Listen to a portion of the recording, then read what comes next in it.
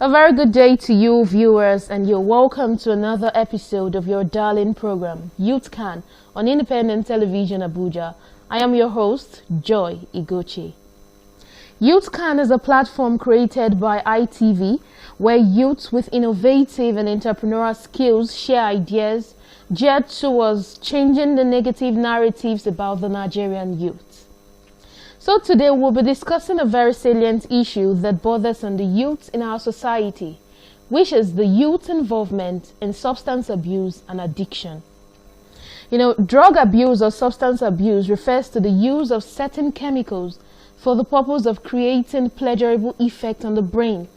There are over 190 million drug users around the world, and the problem has been increasing at alarming rates, especially among young adults under the age of 30.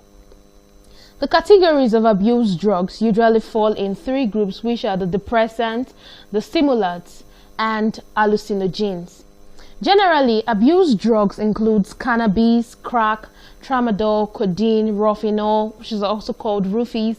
We have aphrodisiacs, skunk, and so on. Substance abuse is emerging as a global health issue, and the recent World Drug Report 2019 of the United Nations Office on Drugs and Crimes estimated that 271 million, which is about 5.5% of the global population, aged between 15 and 64 years, had used drugs in the previous year. Also, it has been projected that 35 million individuals will be experiencing drug use disorders. Further, the global burden of the disease study in 2017 estimated that in 2017, there were 585,000 deaths due to drug abuse. And globally, the burden of drug abuse, the usage, the abuse, and also trafficking has also been related to the four areas of international concern vis-a-vis organized crimes, illicit financial flows, corruption, and terrorism or insurgency, as the case may be. In Nigeria today, the burden of drug abuse is on the rise and becoming a public health concern.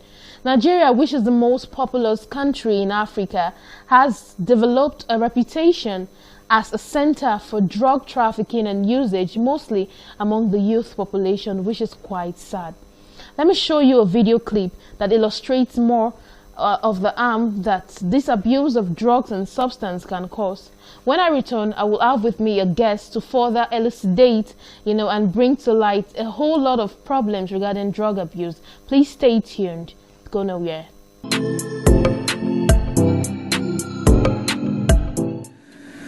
If you go to some other parts of the country and speak of kidnapping in some areas, it's not a major concern.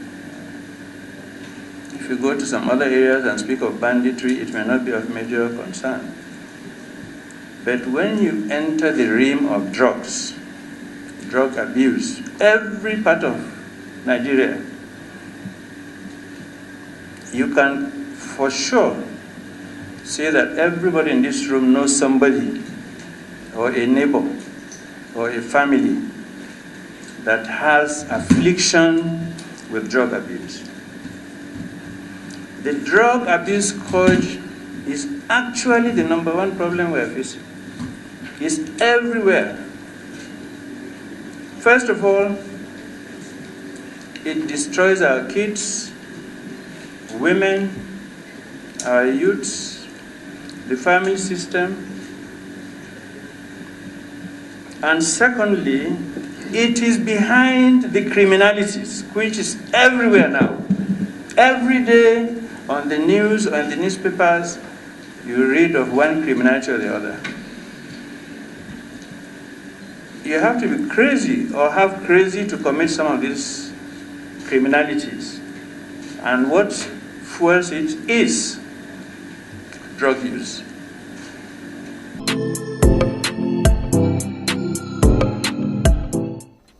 Welcome back, and I have with me in the studio Mr. Samaila Musa, who is the National Program Coordinator for the initiative for community action against drug abuse. You're welcome, sir. Thank you for having me.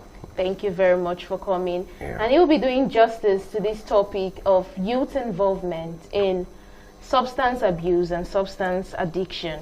So we would like you to throw more light on this. What do you think are the causes of substance abuse? Yeah, the issue of substance abuse. There are so many actually causes. In some circumstances, you don't even have a cause really, because you see the idea or the notion of this peer pressure thing, is one of the major things that is actually trending in our society. Some persons, out of adventure, they just want to try it, because the population or the fraction that actually they have perhaps genuine causes, to go into substance abuse, are the only one you can actually classify to say, okay, they fall under what causes, because in some cases some persons were depressed, in some cases some persons felt neglected either by family, by society, and stuff like that. Some persons, because of one circumstance or the other, either joblessness and stuff like that. So these are just the class you can say really have a genuine cause, and even though that's not tenable.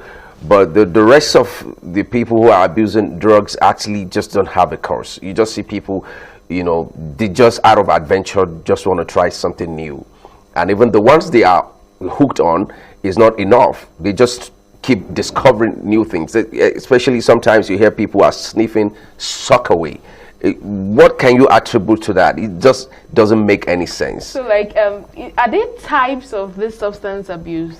Yeah, there are different types of substance abuse, different drugs that can be. In fact, the most unimaginable drugs are now being abused. Some are not even classified as drugs, are also being abused. You can imagine when people are taking perfume to get high. They have ways of going about that just to get high. And just like I mentioned, the issue of sniffing peat latrine, to get high. You have so many other leaves now that some kids go soak in the water, bring it out, dry it, sniff it, and so it's more or less like a scientific thing. Like people are just researching day in, day out, but of course this intelligence being abused or being used negatively, instead of using your brain to actually invent something to better the lives of people around you and you yourself, but rather you're trying to discover what will mess people's life up. So there are so many drugs or so many substances that can actually be abused. Okay, so I would like to know, at what point does this substance abuse becomes addiction? Yeah, of course. You see, whatever that is outside prescription is already being abused. You understand? Even just common Panadol, if you have headache, and that's why we always discourage self-medication. But if you have headache, maybe as a first aid, you are given some Panadol. But of course, over sometimes you find people who are abusing even Panadol. Instead of taking 2, you're taking 4. Because over time, because you're taking it every day, and then the 2 won't work on your system anymore. Your system is already, used to that, and so it doesn't have any effect. You go to 4, from 4 you go to 6, 8, and on like that. Sometimes you see people packing drugs in their hands, like a handful of drugs, and taking it, just chewing it. It doesn't really mean anything to them. So you can actually abuse any substance or any drugs once you're going out of normal prescription. So really it can actually be abused.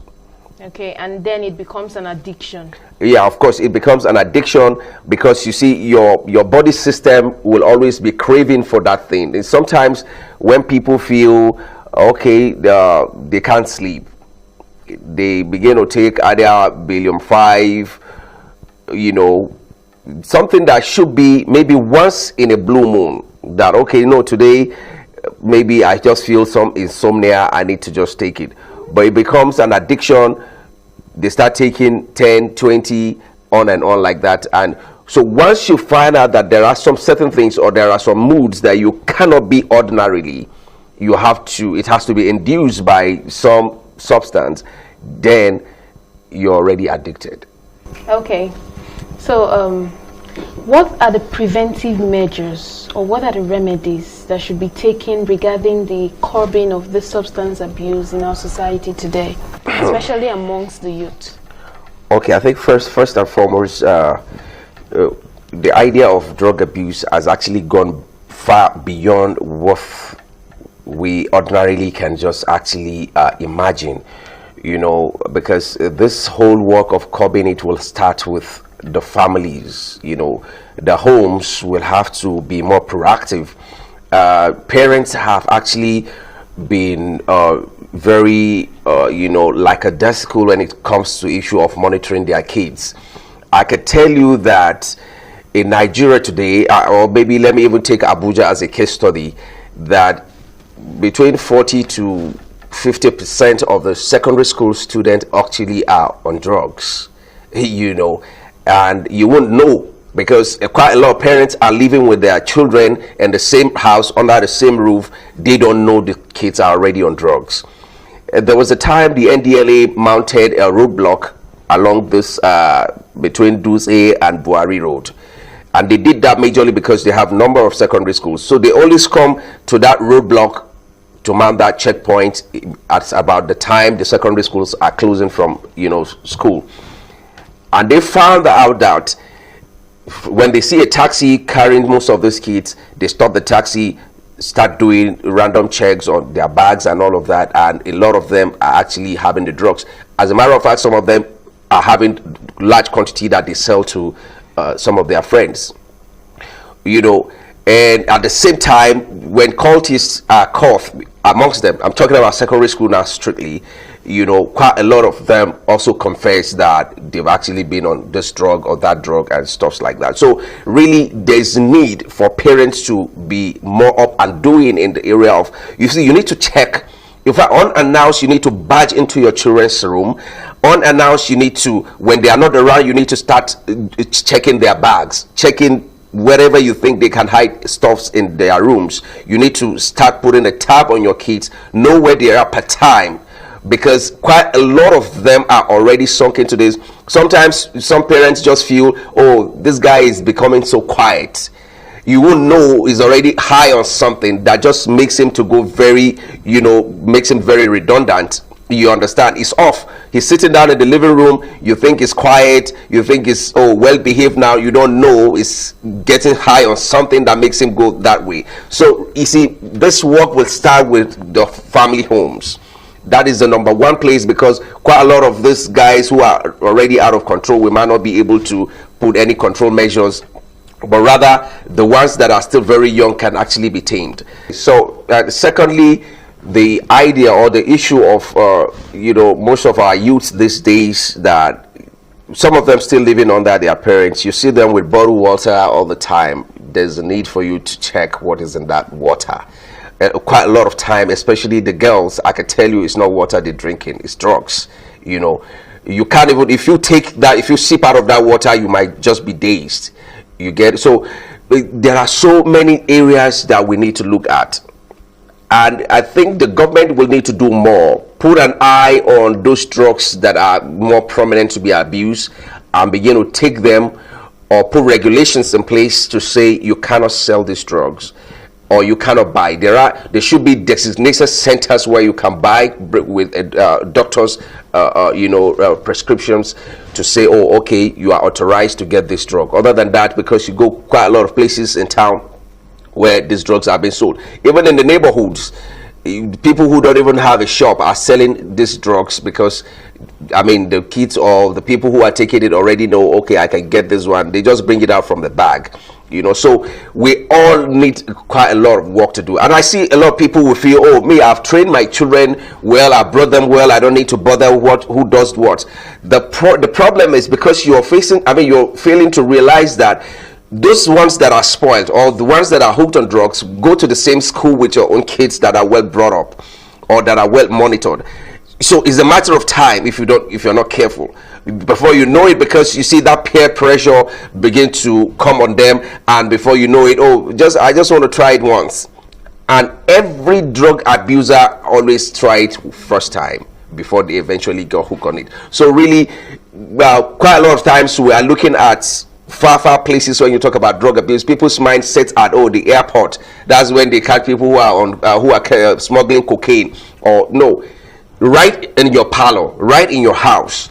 If you're not careful, you already have a drug abuser, and you're just talking about the big names or the celebrated ones on television. You know, so we really need to be up and doing in that regard. Okay, when you were explaining, you talked about the NDLEA, and how would you rate the current administration's drive, towards curbing this substances menace in society? And also, do you think there are enough government policies in place as regards drug abuse? Well, I think General Buba Marwa, has always have a track record of performance, from back in the days of his sojourn in Lagos as the governor of Lagos, So when he was announced, quite a lot of people I know, they know, there's going to be some changes at the NDLA. And I think, the general reason now is the NDLA is becoming more active, in so many areas, even though there's still a lot to be done. You understand? Because until we get through where we're going, we're not satisfied. But you see, generally speaking, I think the government policies are one-sided. They are one-sided in the area of, maybe pockets of arrests at the point of smuggling. But you see, there are so many other areas that these policies are actually not covering, or if they are covering, they are not pronounced, in the sense that there's so many loopholes in that, because you see, it's a chain from the person who smuggled it into the country. The ports of entry itself is a big deal. You understand? A smuggler was telling me, we're having an interaction based on this our program sometimes back, and he said a container of tramadol at the Apapa now, the container of it goes for between 200 to 250 million to get it cleared out. It's illegal. They are more or less, the customs officers are more or less selling it. So, and nobody is actually beaming any searchlight on that. As far as they are concerned, they will arrest the people who they feel they are not complying with what they want.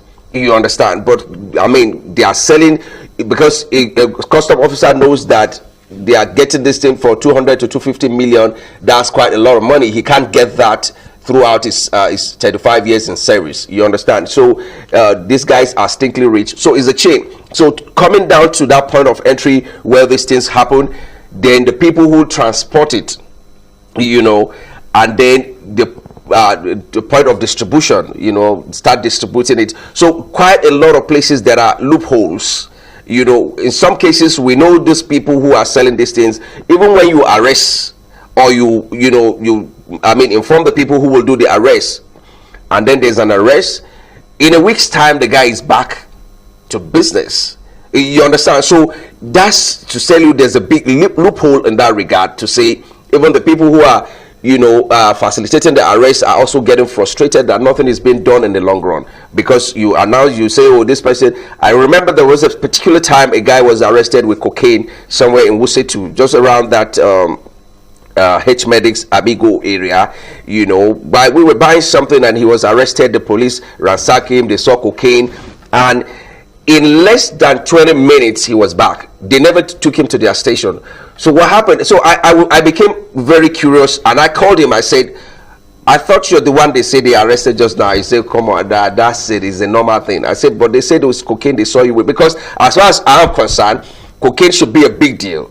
He said, no, don't mind them. They are hungry people. So and so really, the hypocrisy in all of this is, in their attempt to want to name these people doing this thing, and they're actually involved in it. They're actually involved in it.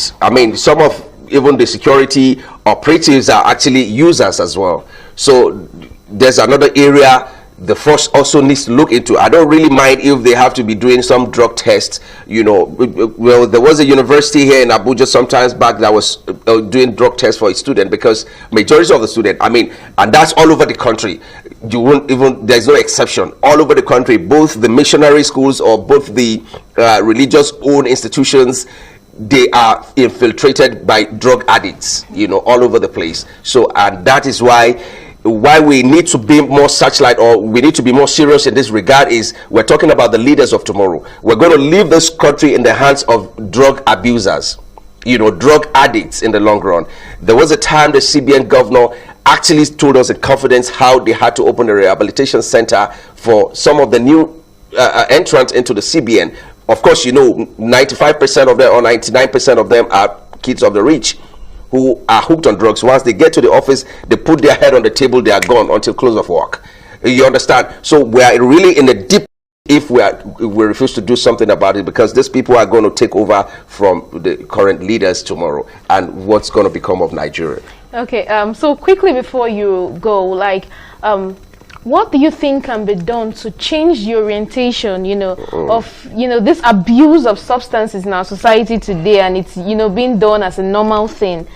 So yeah, well, I think the government also need to help in some areas, especially in entertainment, because you see, nature abhors vacuum. There's no vacuum anywhere. It has to be filled with something.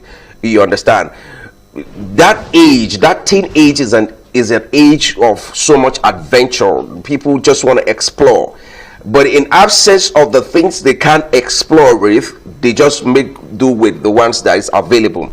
You understand? And that is where the danger actually lies, because if as a young man you don't have a place to go for recreation at that age where you need to fill in that space, but the people around you try to introduce you to some substance abuse that just to while away time, and then you get hooked on it.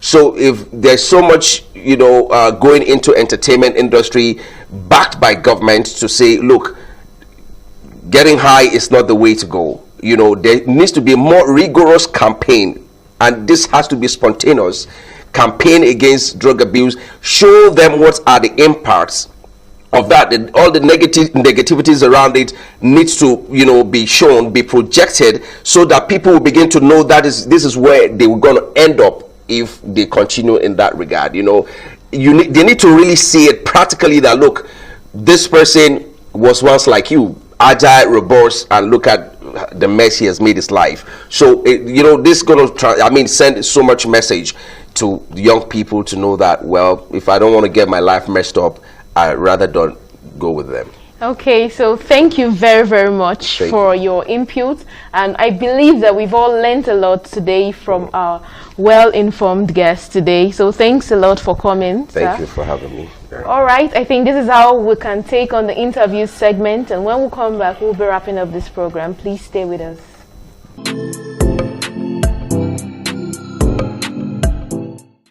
We've had a swell time today in the studio with our guest, Sumaila Musa, who talked about substance abuse and addiction and gave us insights to the dangers of these and how it can be curbed in our society today.